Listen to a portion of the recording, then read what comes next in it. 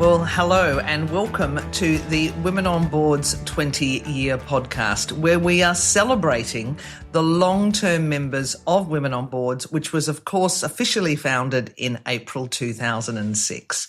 Today, we're talking to Julie Garland McLellan. Julie's an experienced and very well-known non-executive director, chair, educator, author, and governance guru. She served on 23 boards since 1998, led turnarounds, IPOs, refinancing and board rebuilds, and for the past 27 years has worked with individuals, boards and leading institutions, including the AICD and the Governance Institute of Australia. So welcome, Julie, and thank you for being such a loyal and valued member of Women on Boards.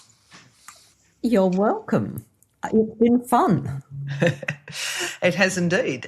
You joined WOB very early on in our history, and at that time you were already on a few boards. In fact, your first board role, according to LinkedIn, was in 1998, the Melbourne University Engineering Foundation.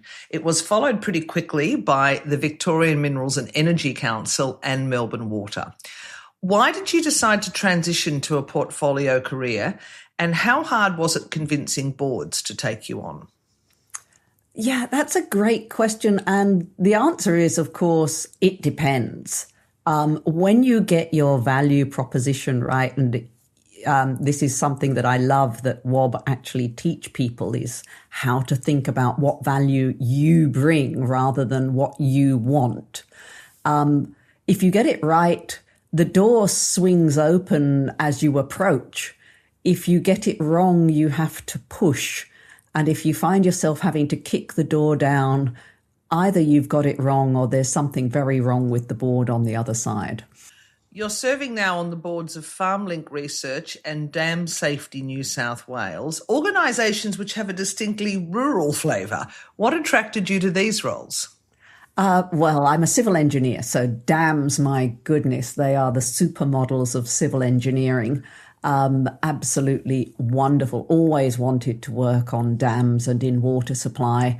And the closest I got was digging big holes and keeping the water out for mining companies. So careers don't always go the way you plan. But the excitement with Dam Safety New South Wales was firstly dams, and secondly the fact that if you look at New South Wales, those big dams, they are the most expensive and important pieces of infrastructure. If we lost Warragamba, we would have no water in large parts of Sydney. So very, very important infrastructure for us. And at the same time, very dangerous. If they are not looked after and they fail, and we've only got to look at the tragedy that was Samarco in Brazil for BHP, and for the board, even though it was buried in a subsidiary of a subsidiary that was operated by somebody else, that responsibility comes sleeting home. So tailings dams, water supply dams, any water retaining structures, even retarding basins, require good governance. So I was very excited by that. And FarmLink, I just adore the resilience of the Australian rural population. They've been going through successive droughts interspersed with floods, and the spirit of innovation, of giving it a go, of getting back up and dusting off and getting straight back to work is just inspiring. So I love those boards. Yeah, lovely. Thank you for that. Interestingly, you've always done boards at the same time that you have taught governance, explored governance, educated in governance. You are probably the longest serving facilitator on the company directors course. I think it's coming up for 28 years. So what do you love about imparting your knowledge around governance? I think I love the ability to meet people where they are and say, I've been there. I know how hard it can be. It's very easy when you look at governance. It's so simple. You choose the right things to do. You do those things right, and you make sure you can prove you did them right if anyone comes looking. And that's all it is. But until you sit in a boardroom chair and feel that expectation, those fiduciary expectations on you to behave in a way that honours the trust that's been placed in you, you don't have a clue. And so I never, ever wanted to be one of those people who would stand at the front of the room and say, oh, well, I'm a lawyer. I know all about the risks, which is why I'm not on any boards. Or as an accountant, I've worked with lots of boards, so I can tell you what they're like, and this is what you need to. It's like, get off it. Until you've done it, it's like riding a bike. You can do all the theory you want, but if you haven't got that experience of actually staying upright and making progress, there's no way you can explain it to someone else. How much has governance, or I probably should put this a different way, the community expectations or the stakeholder expectations around governance changed over those 30 years that you've been teaching the company directors course? Definitely the fiduciary expectations have become higher. The degree of diligence, it was always a tough test. People look at Section 181 and they go, oh, yes, well, you've just got to do what a reasonable person would do in your circumstances. And then you read 500 pages of Justice Michael Lee's theory of what a reasonable director would have done on the starboard. And you go, oh, yes, that's quite interesting. And that sort of expectation that you will go beyond what is in your papers, that you will reconcile what's going on out in the real world and what's going on in my boardroom and how do they fit together. If you can't do that, you're failing in your duty. And then, of course, there are all the other expectations that nobody will be harmed as a result of what you did. When I first started on boards, there were still people who said, oh, well, you can't develop a mining project overseas without paying bribes, Julie. And, oh, no way, construction's a dangerous business. Of course we expect to kill a couple of people a year. We don't like it, but we know it's going to happen. You would be pilloried if you said that now. In fact, I can see from your face that you're thinking, gosh, did we ever live in a society where those sorts of things were said? Because for them to be said, they had to be accepted as the way things were. So, yes, it's ratcheted up. And if you want a really cautionary tale, look at what happened to Trevor Pfluger, who was the chair of the Australian Wheat Board, in terms of failing to reconcile information he was given at a cocktail party with what his company was doing and the level of diligence expected of a director and a board. It's salutary reading. He's probably had 3.5 years behind bars to do it, but for the rest of us, maybe read that case and don't go behind the bars. No, it's a really good reminder that one is, well, particularly as our geopolitical situation kind of fragments. Again, of course, that happened in the case with Iraq, I think it was. But we're sort of getting into really interesting territory again from a geopolitical space. A lot of people go through various director courses and they sort of think they're board ready. They come out bright and shiny with a piece of paper and front up to recruiters and think, right, pick me. But being on a board is so much more than that, isn't it? And you've talked about the layers that are added when you join a board compared to just, coming with a particular course. However, governance is an ongoing thing. So you don't just do something once. You come back, you do different programs, you keep learning. You obviously read a huge amount. You obviously read many of the cases, many of the decisions, things that not everybody would do. So how do people generally stay on top of governance changes or shifts, or those nuances, the inferences from the particular case studies or the particular judgments? Good question. I don't think you ever really stay on top. I think we're more like Buzz Lightyear, falling with style rather than flying. But we do our best.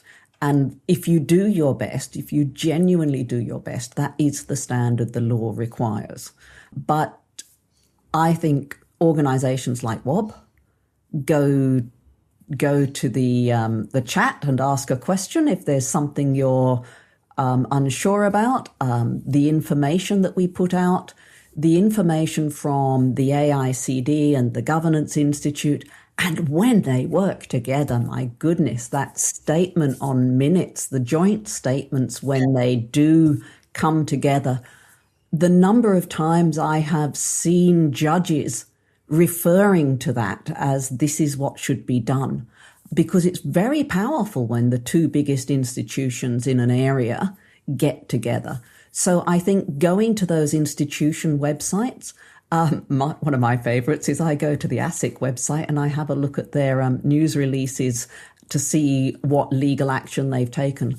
I got the shock of my life when I read a paper years ago now by Professor Ramsey from Melbourne Uni, and he had analysed ASIC and discovered that 97% of their criminal prosecutions against directors were small or not-for-profit businesses.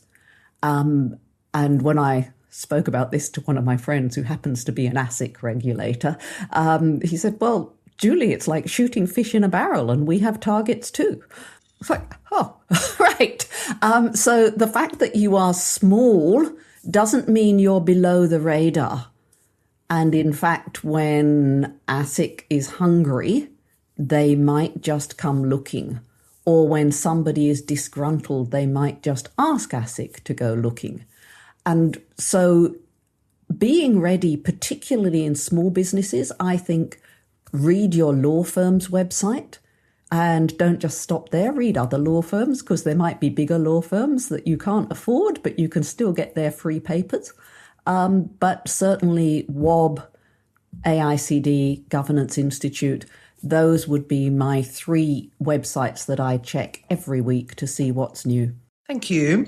You're the author of the Director's Dilemma newsletter, which is read in 33 countries. Not only that, I think it's read by thousands of Women on Boards members, because we've been recommending in our courses forever. And of course, multiple books that show how directors can respond to real life situations with effective leadership. Some of the case studies in Director's Dilemma particularly are just extraordinary. And you wonder how on earth individuals and organisations and boards could get themselves into that much difficulty. What have been some of the best case studies or the most interesting you have presented? And does anything surprise you anymore? I think I'm a bit like a goldfish. I'm just perpetually surprised and therefore very interested. But the dilemmas, I think it's the same way as Mark Twain said about becoming insolvent, gradually and then suddenly. You walk past a small thing, oh, we're a tiny company, so we don't pay much attention to the minutes. We're more interested in making the decisions and moving on. Yeah, I've seen boards where the matters arising was the only minutes they had. I mean, it was basically a decision register with a date and who was there. That's not going to prove to any regulator that you were careful and diligent.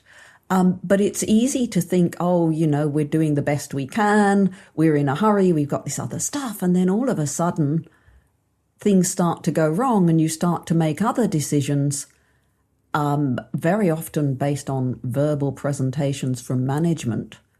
And there's nothing in the minutes about what was presented, what was said, what actual information the board had. There's just a decision. Very hard to defend yourself when that decision turns out to have been one of the wronger decisions you've made. And suddenly you're being hauled to account and told that you were negligent or reckless in making it. So it's the broken windows. It's the fix those small things. If it's worth doing, it's worth doing well. I mentioned before that you've been a Women on Boards member for many years. One of our earliest, joined in 2006 or 7, I believe it was. And in that time, as we've discussed, your career has just taken off, particularly in the governance space with your boards. Looking back on your journey, how important has WOB been to you and that board journey?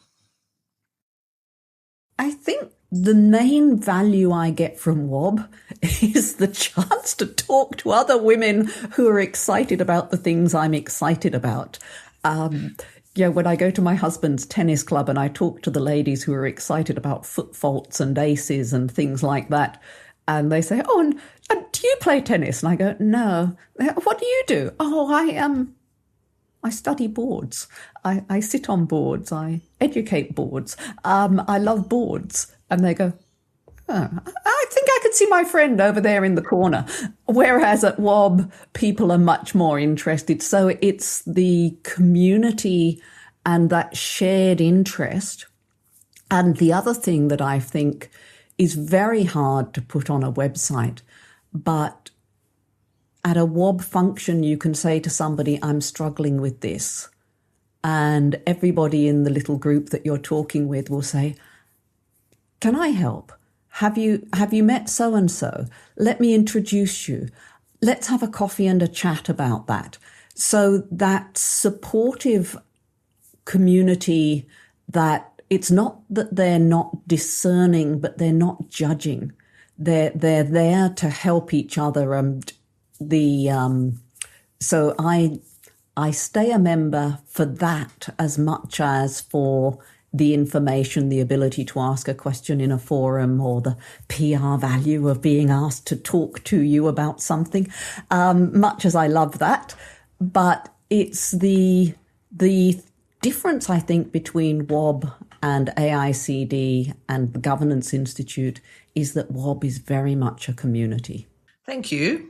I think you've summarised that beautifully. You've attended many of our early workshops and events, including all our sort of big conferences in 2009, 11 and 13, where a lot of the discussion was around quotas and targets. It was a big advocacy agenda, why there were so few women on boards. What memories do you have of WOB that you'd like to share? I think my first memory is of the consternation when the conversation about WOB actually might be starting up. I was on the AICD council at the time, and people were like, "Really? They need something just for women? They support quotas? You can't have quotas. Yeah, we'll get all sorts of terrible people coming onto boards just because it's a quota." And on the one hand, I hate quotas. I hate the idea that clever, passionate women with value to contribute need a quota. But if they don't get an invitation, then a battering ram is kind of a good idea. So that whole conversation, I think, was very interesting. And I joined immediately because at the time, you'd go to an AICD event and there might be 2 or 3 women. Now, if you go to an AICD event, it's 50-50.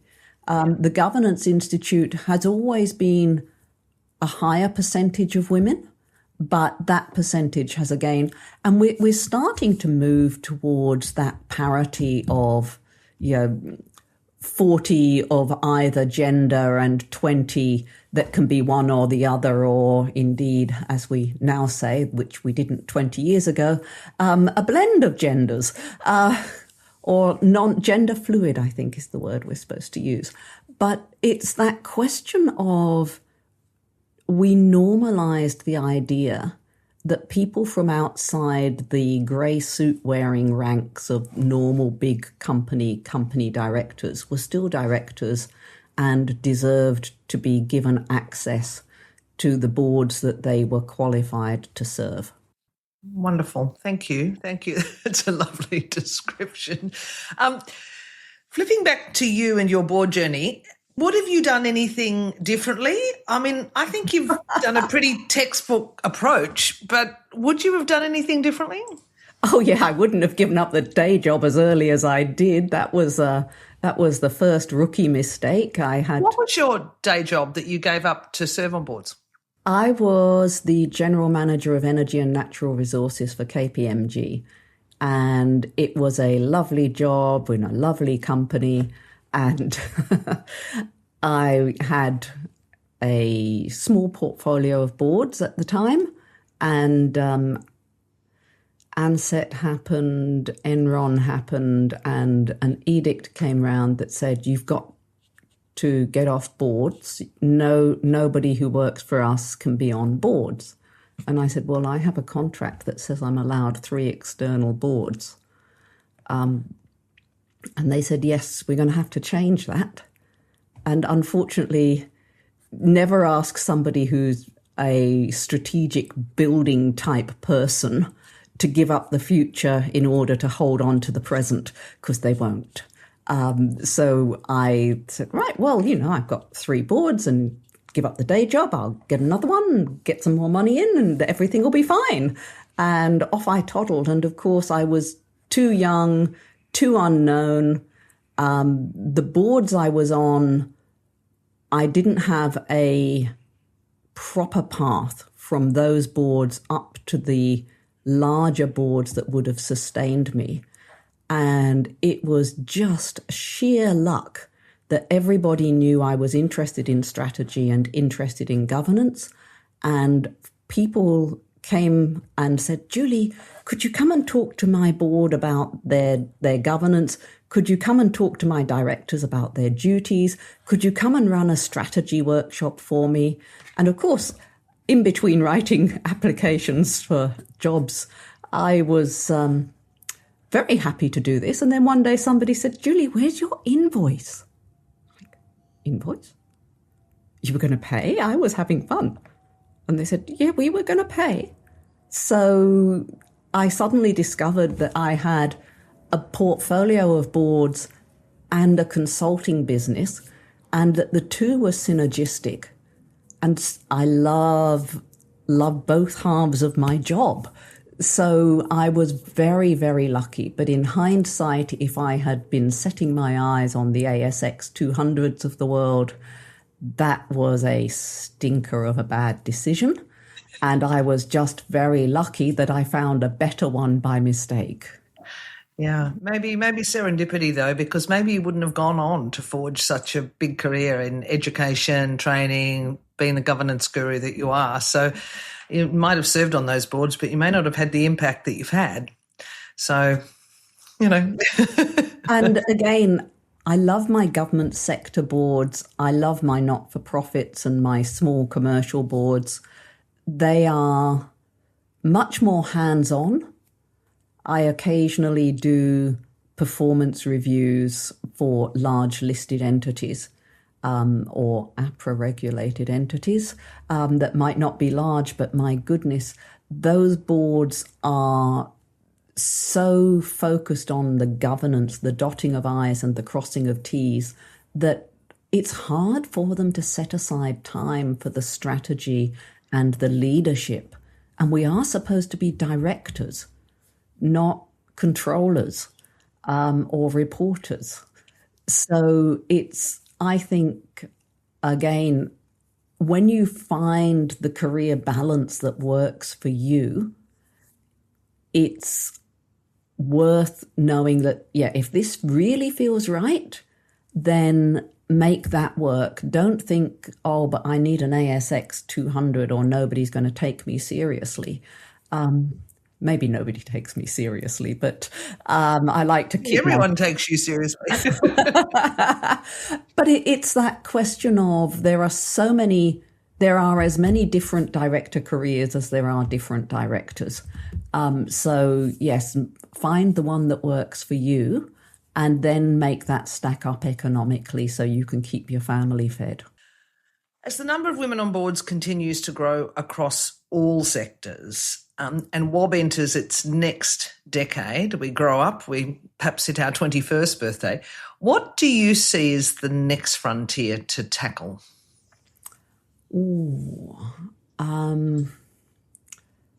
Space, the final frontier. I think the stereotypes, the idea that women are somehow good at some things and it's very strange if they're good at others, is still an area that holds people back, and it holds men back too. So it's that question of thinking through, how do we change perceptions of people in society so that instead of people saying, why are you an engineer? People go, oh, you're an engineer, cool. Very, very different reactions. I hate the fact that there's still a gender pay gap, even when people are doing the same job with the same outputs and the same impact on the company. I think that whole thorny issue of motherhood and child rearing, we've managed to more or less cobble something together, but I don't think we've made it work yet. And it's inequitable, not just for women, but also for some men who perceive that people who haven't got the experience are getting the jobs because they took time out and that penalty is not applied. It used to be. So I know that's not the answer.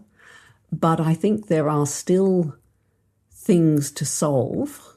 And I think as well, there's just still genuine value in having a female long-term considered voice in the conversation about, well, what do we want boards to do? How do we want...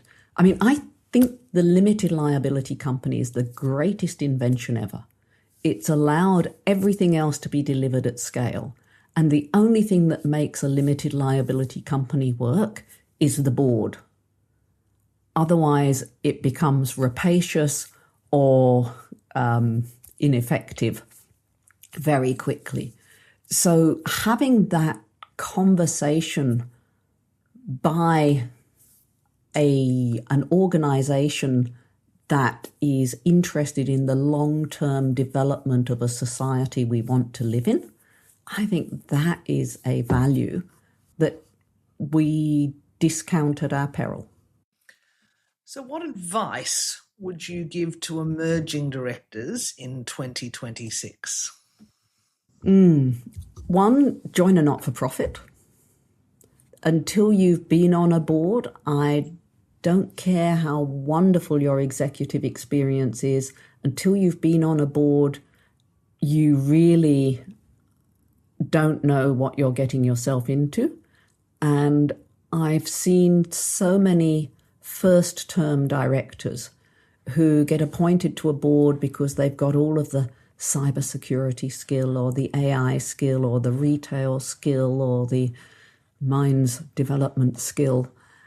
And they don't know how to work in as a director, and they start acting like a very lowly paid consultant or an auditor or another manager. And so those directors are deeply irritating to the real managers and to the rest of their colleagues on the board. And what tends to happen is people say to them at the end of 3 years of very diligent, good, hard work, thank you very much. We've got all we need of what your specialty was. Off you go back into the wilderness.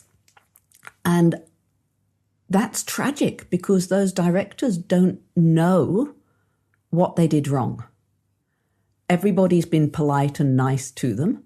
But when a headhunter sees that you've had a couple of one-term directorships rather than being renewed by the board, that counts. So learn how to be a director, not just the theory, but the actual practice. The other thing, if you want to be on other boards, if you haven't just joined your board because you're passionate about the mission, look at the board you're joining. who on that board is on other boards that you would also aspire to join when you've got more experience? And if the answer is nobody, that doesn't mean don't join the board, but it means be careful, because you might need another intermediate board before you get to where you're going, because your network is actually your greatest strength. It's the icing on the wonderful cake that all of your experience and skill has baked for you, but it's the network that's going to cut through and get you into the positions where you get the offers. Brilliant. Such great advice.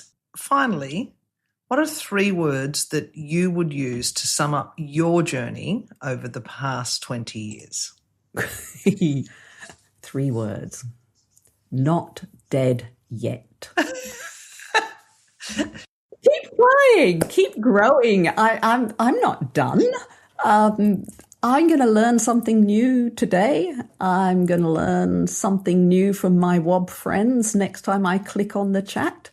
The day you stop learning is the day you start dying. So as a director, never, ever think you can stop learning. Julie Garland McLellan, it's been wonderful to talk to you. Thank you for all that you've been to governance in this country over so many years, and to everything that you've contributed and provided to Women on Boards, to all its members and to everyone else. It's been an absolute pleasure to talk to you today. Been a pleasure to be associated with you, and I'm so thrilled at your success. It's been wonderful. Oh, and we can't end without saying, hi, Ruth. Hi.